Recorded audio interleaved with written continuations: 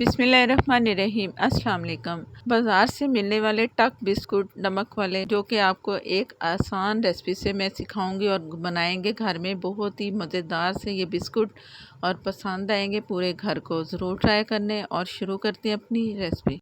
पहले हम ईस्ट की तैयारी करेंगे। ये पानी मैंने लिया है आधा कप, इसमें सिर्फ ओनली आधा कप जाएगा और 1.5 टीस्पून इसमें जाएगा ईस्ट।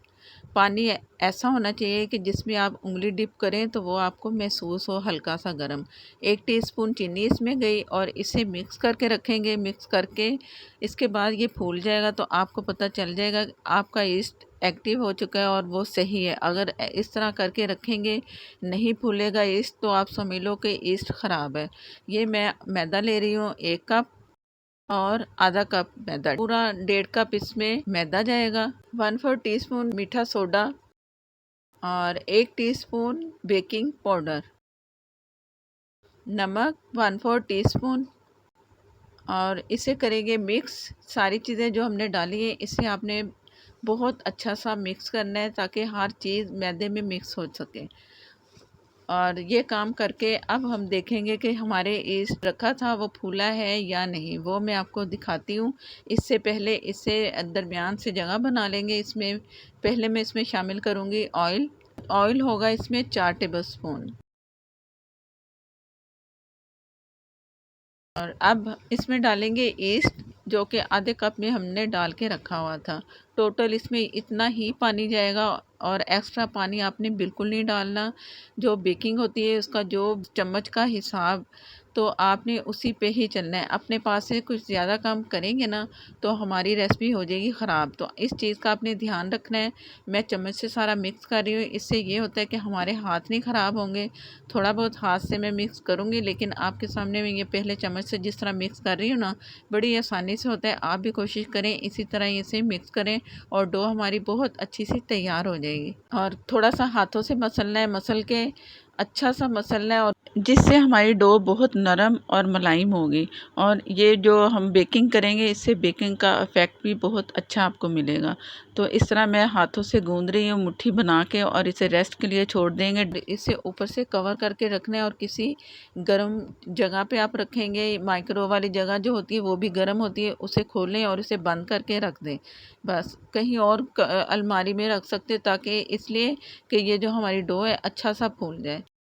बिस्मिल्लाहिर्रहमानिर्रहीम। डो जो मैंने गूंद के रखी थी तकरीबन घंटा इसे लगा है। मौसम थोड़ा ठंडा था तो डबल डो हुई, तो मैं आपको दिखा रही हूँ। अब इसे दोबारा से ही हाथों से गूंदना है, जैसे मुट्ठी बना के गूंदते हैं।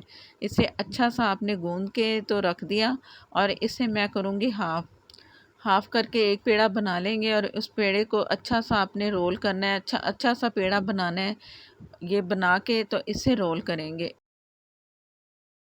जैसे आप पतली रोटी एक चपाती बनाते हो ना, इतना बारीक इसे होना चाहिए। साइडों से मैं काट के इसे आम तौर पे जो बिस्कुट मिलते हैं ना नमकीन, उस तरह की टक की शेप दे रही हूँ। आप कोई भी शेप दे सकते हो। ढक्कन गोल ढक्कन लें, घर में जो होते हैं ज़रा बड़े साइज़ में, उससे आप गोल शेप दे लें, जिस तरह आपकी मर्ज़ी। 4 इंच मैंने ये साइज़ ले लिया। इसका साइज़ इसलिए ले रही हूँ कि मेरे पास इक्वल आए सारे बिस्कुट। तो आप अपनी मर्ज़ी से कम बड़े छोटे जैसे भी कर लें। सेंटर से मैंने हाफ कर दिया। ये उठा के मैंने ये इसमें रखा, जो कि मैंने तैयार करके पहले रखी हुई है ट्रे। इससे मैंने बटर पेपर जो होता है उसे ऑयल थोड़ा सा लगा के इसके ऊपर चिपका दिया, और फोक से इस पर निशान लगा देंगे जैसा कि बिस्कुट के ऊपर होते हैं। और इन्हें इस तरह निशान लगा के तो मैंने इसे रखना है तकरीबन 10 मिनट के लिए। ईस्ट है ना तो ये फूलेगा। बहुत पतली इसकी जो हमने इसका रोल किया था ना, तो इसने फूलना है। फूल के फिर तभी हमारे बिस्कुट अच्छे नज़र आएंगे। वो मैं आपको एंड पे दिखाऊंगी कि ये कितनी इससे ज़्यादा कितनी ऊंचाई हुई है बिस्कुट की। थोड़ा थोड़ा सा नमक आप इसमें ज़रूर डस्ट करना है, इसलिए कि ये नमकीन होते हैं, तो ये ज़रूर करें। बाकी मैंने ट्रायंगल भी इस तरह काट ली। ये मैं आपको शेप बता रही हूँ कि मैंने किस तरह किया। एक पट्टी की तरह बेल के तो मैं इस तरह ये शेप तैयार कर ली। आप अपनी मर्ज़ी से शेप आगे पीछे कर सकते हैं, इसमें कोई पाबंदी नहीं। ये पहले से आधा घंटा पहले फुल आग पे मैंने पतीला गरम किया, इसमें ये रखा और इसे मीडियम से थोड़े कम आग पे बेक होने के लिए छोड़ दूँगी।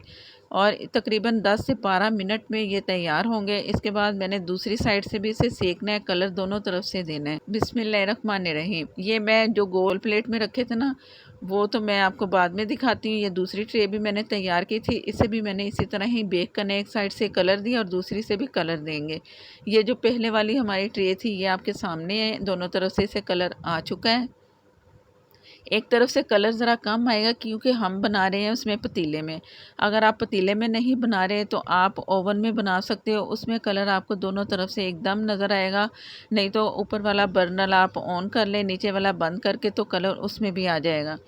और 180 डिग्री पे गरम करना है आपने, और 120 या 110 पे आपने इसे बेक करना है बिस्कुट को। बिस्कुट बहुत क्रिस्पी मज़ेदार से बन चुके हैं क्योंकि मैंने दोनों तरफ से इसे अच्छा सा कलर दिया। और देख लो कि ये कितनी मोटाई है इसकी, बहुत पतले थे और डबल हो चुके हैं और क्रिस्पी भी है मज़ेदार से। जो नमक ऊपर लगा है ना, उसी से ही आपको जायका आएगा। आपने नमक ज़रूर इस पर ऊपर लगाना है अलग से, इसी से आपको टेस्ट बहुत अच्छा सा मिलेगा। अगर वीडियो अच्छी लगे तो प्लीज़ लाइक देना मत भूला करें। नए देखने वाले मेरे चैनल पर देख रहे हैं तो प्लीज़ मुझे सपोर्ट करने के लिए मेरे चैनल को सब्सक्राइब कर लें, साथ में जो बेल है ज़रूर प्रेस करें।